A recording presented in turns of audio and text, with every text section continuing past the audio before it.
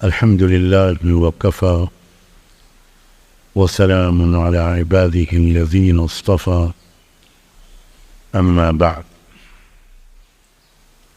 اسلام کی ایک مکمل اور گہری سمجھ کی ضرورت. میں بار بار یہ بات کہتا ہوں کہ تفقہ فی الدین یہ مقصد ہے مدارس کا.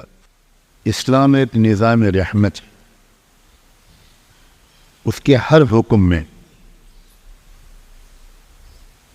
شریعت کے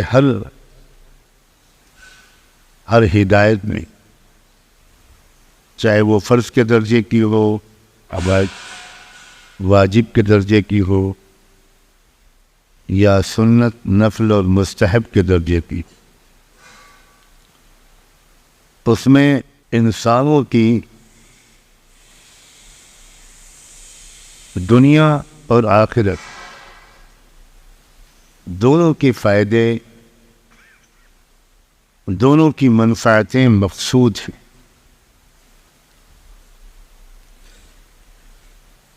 شریعت انسانوں پر کوئی بوجھ نہیں. جیسے تندرستی کے لیے، بیماریوں سے بچنے کے لیے اچھی غذائیں ضروری ہوتی ہیں، مفید ہوتی ہیں، ویسے ہی نقصان پہنچانے والی غذاؤں سے بچنا بھی ضروری.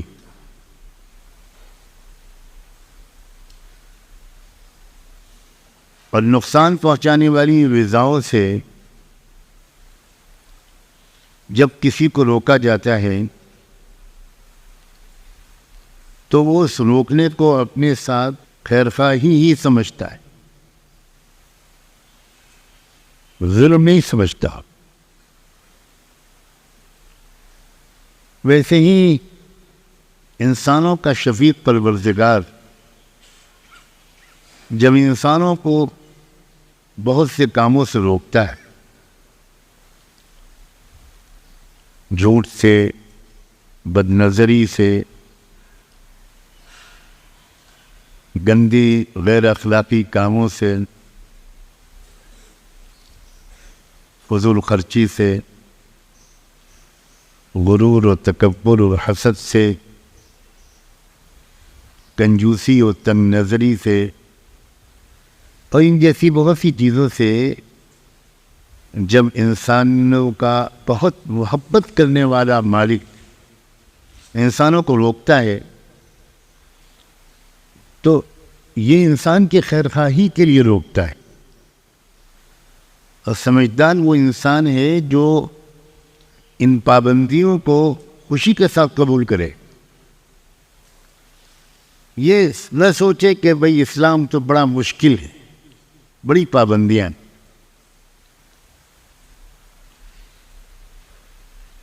اگر شوگر کے مریض کو میٹھے سے روکا جاتا ہے تو وہ برا نہیں مانتا، وہ ممکن حد تک روکنے کی کوشش کرتا ہے. اور خود فائدہ ڈاکٹر کو، حکیم کو نہیں ملے گا، اسی مریض کو ملے گا. جن چیزوں سے انسان کو روکا گیا ہے ان سے رکنے کا فائدہ اللہ کو نہیں پہنچے گا، ہمیں پہنچے گا. شریعت سراپا رحمت ہے، اول سے آخر تک. اپنی اور پورے سماج کی خیرخواہی کا شاندار مجموعہ ہے شریعت. نوجوانی کی عمر میں اکثر نوجوانوں کو یہ محسوس ہوتا ہے کہ بھئی یہ بڑا مشکل ہے، یہ بڑا مشکل ہے، اس گناہ سے رکنا بہت مشکل ہے. یہ سمجھائیں، ذہن و دماغ میں بٹھائیں کہ اس کا پھل تم دنیا میں بھی چکھو کیا آخرت میں بھی چکھو. ذرا سی صبر کر لو.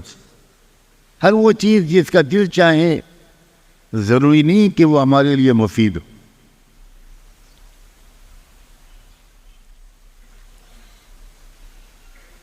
شریعت کو اس طرح پڑھنا چاہیے کہ وہ لگے ہم کو کہ یہ ایک ایک جزیہ، ایک ایک مسئلہ انسانوں کے ساتھ اللہ کے پیار کا ایک الگ ثبوت ہے، اللہ کی رحمت کا ثبوت ہے. کتاب الطہارہ پڑھاؤ اور پڑھو تو طہارت اللہ کا ایک تحفہ ہے انسانوں کے لیے.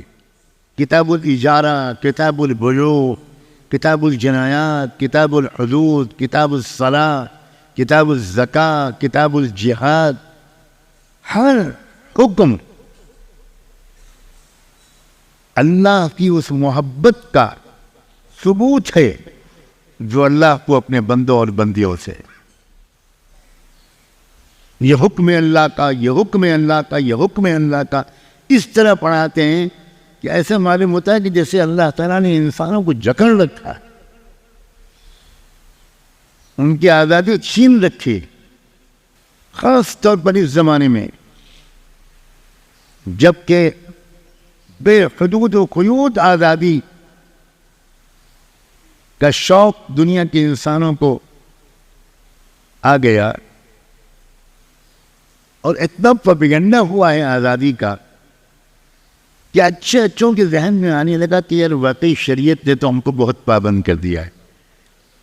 میں کہا کرتا ہوں کہ بھئی آزاد ہیں آپ تو دو پیروں پر کیوں چل رہے ہیں؟ جناب کلب کی طرح چلیے، آزاد ہیں آپ آزاد ہیں. اس نے آپ سے کہا کہ آپ دو پیروں پر چلیں.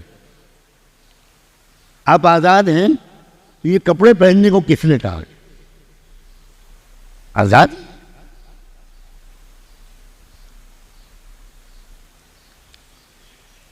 مہذب، شریفانہ، باوقار، خیر خواہانہ انسانی زندگی گزارنے کے لیے جو ہدایات کا گلدستہ ہے اس کا نام ہے شریعت. اسی محبت بری خیر خواہانہ ہدایات میں سے اس نظام کا ایک بہت عجیب و غریب حصہ وقف ہے. وقف آج کل وقف کا موضوع چرچے میں ہے، بہت اس پر گفتگو ہو رہی ہے. میں آج وقف کے بارے میں دو تین باتیں کہنا چاہتا ہوں. کیا ہے وقف؟ انسانوں میں ایک دوسرے کی خدمت کا مزاج شریف انسانوں میں ہمیشہ سے رہا ہے.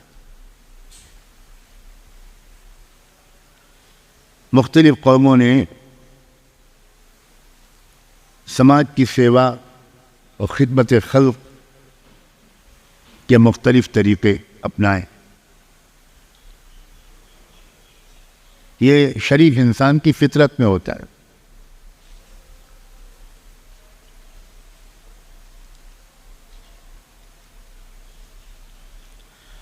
اور اس کے لیے عام طور پر جو طریقہ رہا ہے وہ یہ کہ آپ کے پاس جو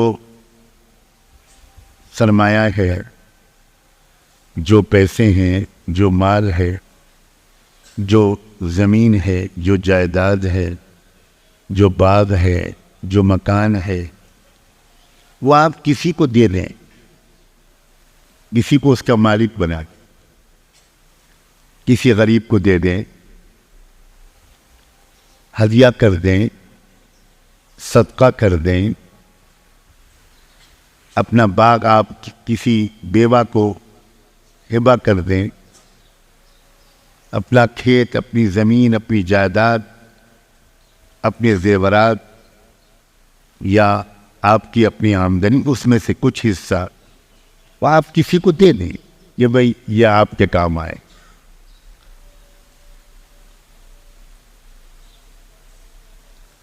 اس میں یہ ہوتا ہے، یہ ایک میں فائدے بھی بہت ہے کہ اس آدمی کی ضرورت پوری ہو جاتی، لیکن پھر وہ چیز جو ہے وہ اس کی ملکیت ہو جاتی ہے. اور پھر اس کی اولادوں میں اس کی وراثت چلتی، تو اس کا نفع ایک محدود دائرے میں ضرور پہنچتا ہے، اور یہ بھی بہت بڑی نیکی، بہت بڑی نیکی۔ انما الصدقات للفقراء والمساکین۔ اسلام نے ایک بالکل نیا طریقہ دیا ہے انسانیت کو، مخلوق کی خدمت کا۔ وہ یہ ہے کہ آپ کسی چیز کے مالک ہیں، مالک حقیقی تو اللہ ہی ہیں۔ اس دنیا میں میری اور آپ کی آزمائش کے لیے عارضی طور پر اللہ نے ہم کو اس کا مالک بنا دیا۔ اب آپ یہ نیت کریں کہ یہ میرا مکان ہے، یہ میری بلڈنگ ہے، یہ میرا باغ ہے، یہ میری زمین ہے، میں اپنی عارضی ملکیت واپس لے کر اللہ کی ملکیت میں اس کو واپس کرتا ہوں۔ یہ مکان اب یہ اللہ کی براہ راست ملکیت میں ہے۔ جو ایک تھوڑی سی ملکیت قانونی عارضی میرے پاس تھی، میں نے اپنے آپ کو اس سے وڈرا کر، اب یہ اللہ کی ملکیت، اور اللہ کی ملکیت ہے۔ اللہ تو اس باغ کے پھل نہیں کھائے گا، اللہ کو تو اس باغ کی آمدنی کی ضرورت نہیں ہے۔ تو اس کا مطلب یہ ہوا کہ اب آپ یہ نیت کریں گے کہ یہ باغ، یہ جائیداد، یہ پراپرٹی، یہ مکان، یہ اللہ کے بندوں کے کام آئے گا، اللہ کی بندیوں کے کام آئے گا۔ اسپیسیفکلی بھی آپ نیت کر سکتے ہیں، اس شہر کے لوگوں کے کام آئے گا، بس پھر اس شہر کے لوگ ہی اس سے فائدہ اٹھائیں۔ آپ متعین طور پر نیت کر سکتے ہیں کہ بیواؤں کے کام آئے گا، اس علاقے کی بیواؤں کے کام آئے گا، صرف بیواؤں کے کام آئے گا۔ یتیم بچوں کی پرورش اور تعلیم کے لیے آپ نے یہ جائیداد وقف کی ہے، تو پھر آپ کی نیت کے مطابق اس علاقے کے یتیم بچوں ہی کے کام وہ جائیداد قیامت تک جب تک وہ رہے گی، اس کی پیداوار اور آمدنی یتیم بچوں کے کام آئے گی۔ آپ اس کا ایک پیسہ بھی استعمال نہیں کر سکتے۔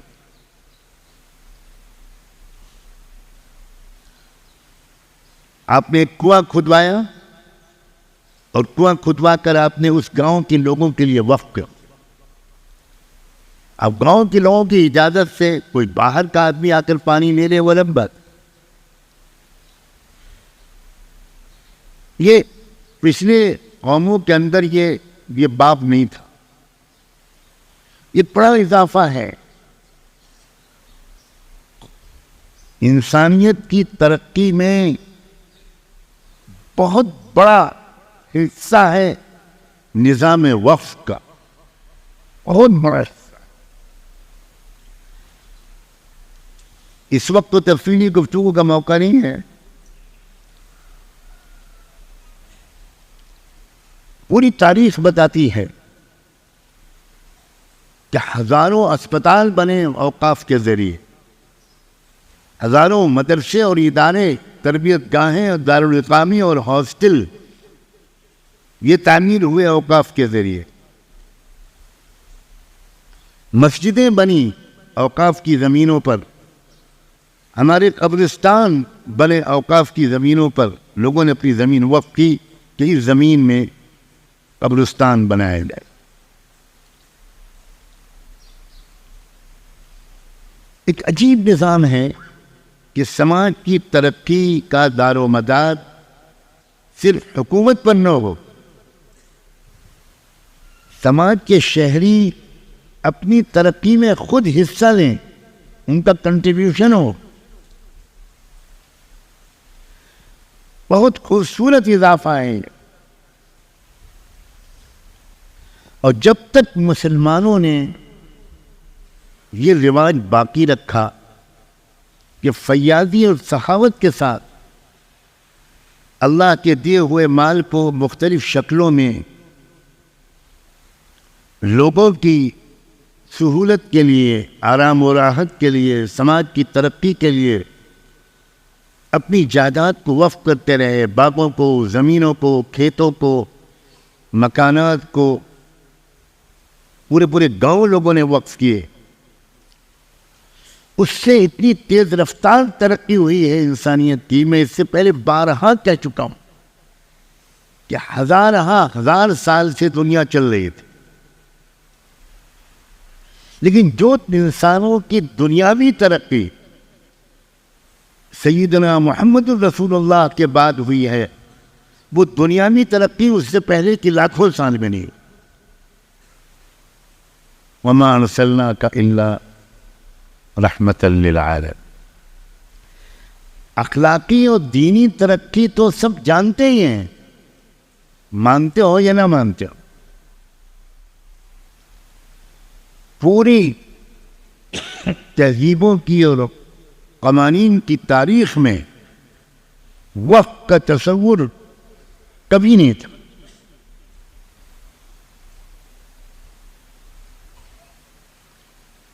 یہ اضافہ ہے رحمت دو عالم صلی اللہ علیہ وسلم کی لائی ہوئی شریعت. انسانوں کی خدمت کے لیے اتنا وقف کیا گیا اسلامی تاریخ میں. پہلی صدی، دوسری، تیسری، چوتھی، پانچویں، چھٹی، ساتویں، آٹھویں، اتنا وقف کیا گیا کہ ایک دور آیا کہ حکومت وقت کو اعلان کرنا پڑا، قانون بنانا پڑا کہ کوئی مرد یا عورت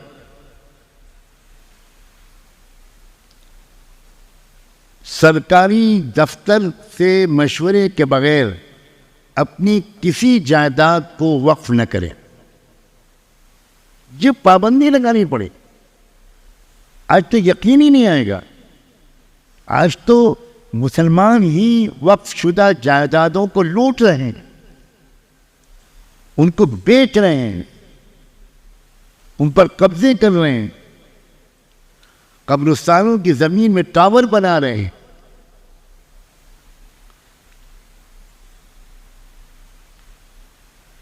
حکومت کو یہ اعلان کرنا پڑا کہ اوقاف اتنے زیادہ ہو چکے ہیں کہ اب اگر کوئی شخص وقف کرنا چاہے تو پہلے دفتر سے مشورہ کرے. اس کے لیے ایک مخصوص دفتر بنا دیا گیا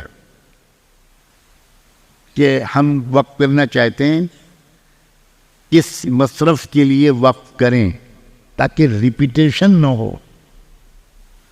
ایک ہی مقصد کے لیے لاکھوں جائیدادیں وقف ہو جائیں اور دوسرا کوئی مقصد ایسا پڑا رہے جس کے لیے کوئی چیز وقف نہ ہوئی ہو. یہ مقام اس امت مسلمہ نے انسانیت کی خیرخواہی تک پہنچی یہ امت اور پہنچایا. چنانچہ دمشق کی تاریخ میں نے خود پڑھا ہے، تاریخ اوقاف دمشق میں، کہ دمشق کی ایک خاتون نے وقف کرنا چاہا اپنے باغات کو کہ میں اللہ کی رضا اور مغفرت کی نیت سے اپنے باغات کو وقف کرنا چاہتی ہوں، تو میں کس مقصد کے لیے وقف کروں. تو ایک علماء کی، ماہرین کی ایک کمیٹی بنا دی گئی تھی جس کے جو سربراہ تھے وہ ایک بہت بڑے عالم حدیث محدث مزی رحمۃ اللہ علیہ. تو درخواست داخل ہوئی ان کے دفتر میں. ان کی طرف سے جواب سن کر آپ میں سے بہت سے لوگ حیران رہ جائے. جواب یہ آیا، انسان کی کسی ضرورت کے لیے وقت کی کوئی ضرورت نہیں بچی، اس لیے انسانوں کے کسی ضرورت کے لیے وقف نہ کیا جائے. بیماروں کے علاج کے لیے اوقاف کے ڈھیر ہیں، بیواؤں کے لیے، یتیموں کے لیے، سب کے لیے موجود ہے، قیدیوں کے لیے، مسافروں کے لیے، بے سہارا لوگوں کے لیے، بچیوں کے نکاح کے لیے، سب موجود۔ البتہ دفتر کی طرف سے اس خاتون کو جواب گیا کہ ہمارے ملک میں سائبیریا کے علاقے سے پرندے اڑ کر آتے ہیں، کبوتر اور دوسرے پرندے، وہاں کی شدید سردی سے بچنے کے لیے، -50 -60 وہاں کا درجہ حرارت ہوتا ہے، اس سے بچنے کے لیے ہمارے فلسطین اور شام کے علاقے میں 4 مہینے کے لیے پرندے آتے ہیں، اور وہ 4 مہینے سردی کے یہاں گزارتے ہیں۔ جب موسم ان کے علاقے میں معتدل ہو جاتا ہے تو وہ پرندے یہاں سے واپس چلے جاتے ہیں۔ تو دفتر کی طرف سے اس خاتون کو جواب دیا گیا کہ ان پرندوں کے دانے پانی کے لیے، ان کے رہنے سہنے کے لیے، ان کے گھونسلوں کے لیے، ان کے دوا علاج کے لیے آپ اپنی جائیداد کو وقف کریں۔ یہ ہے اسلام۔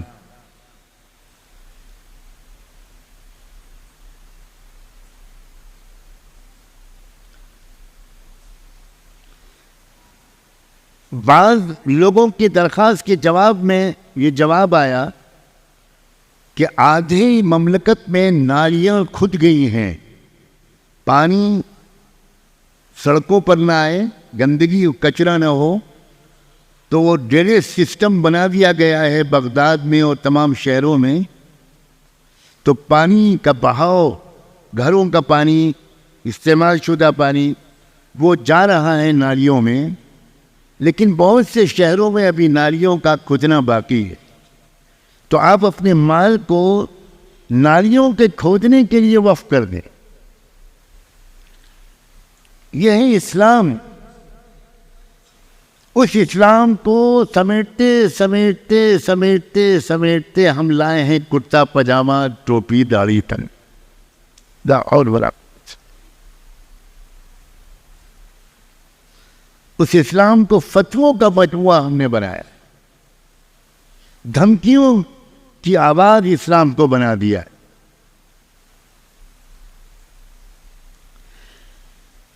دنیا اسلام کو غلط سمجھ رہی ہے۔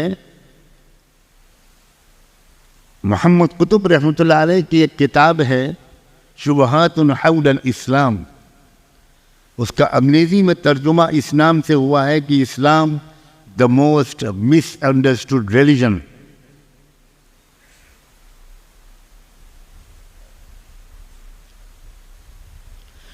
دنیا اسلام کو صحیح نہیں سمجھ پا رہی، لیکن میں پوچھتا ہوں کیا مسلمان اسلام کو صحیح سمجھ رہے ہیں؟ اور میں اس سے آگے بڑھ کر کہتا ہوں، یہاں بیٹھ کر کہنے کی جسارت کرتا ہوں، کیا علماء اسلام کو صحیح طور پر سمجھ رہے ہیں؟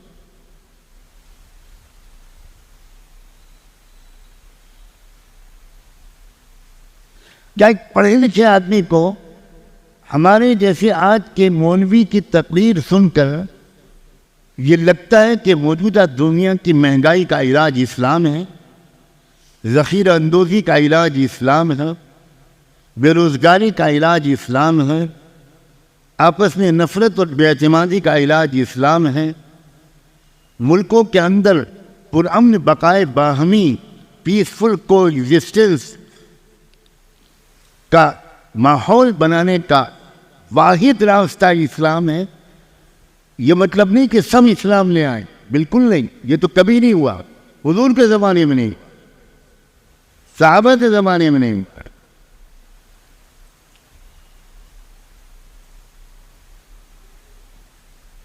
لیکن تمام شہریوں کو امن ملا، تمام شہریوں کو باعزت زندگی ملی اپنے مذہب پر رہتے ہوئے۔ کسی چرچ کو ہاتھ نہیں لگایا گیا، مسلمانوں نے چرچ کی حفاظت کی اور کھلی اجازت دی کہ گرجا گھر جانے والے کرسچنز وہ آرام کے ساتھ اپنی عبادت کے اوقات میں گرجا گھر جائیں۔ سخت ہدایات دی گئیں کہ کسی گرجا گھر کو نقصان نہ پہنچے، کسی مندر کو نقصان نہ پہنچے، کسی گرودوارے کو نقصان نہ پہنچے۔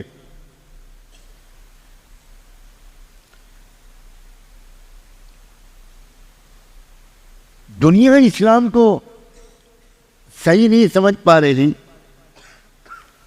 اس پر کوئی خاص تعجب کی گنجائش نہیں ہے۔ مسلمان نہیں سمجھ پا رہے ہیں،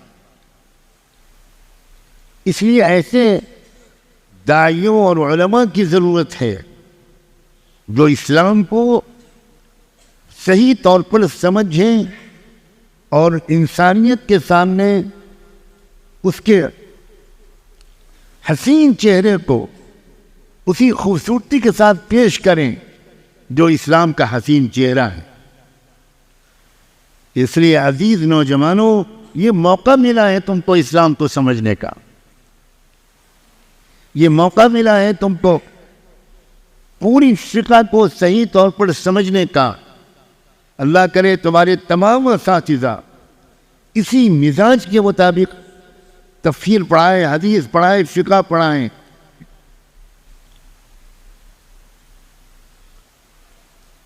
نظام رحمت ہے، پیام رحمت ہے۔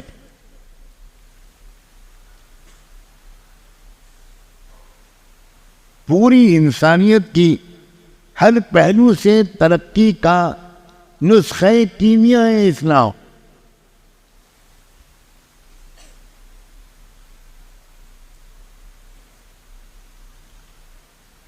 آج دنیا میں جس طرح اسلام کو سمجھا جا رہا ہے، اس کی وجہ سے دنیا اسلام سے نفرت کر رہی ہے، مسلمانوں سے نفرت کر رہی ہے۔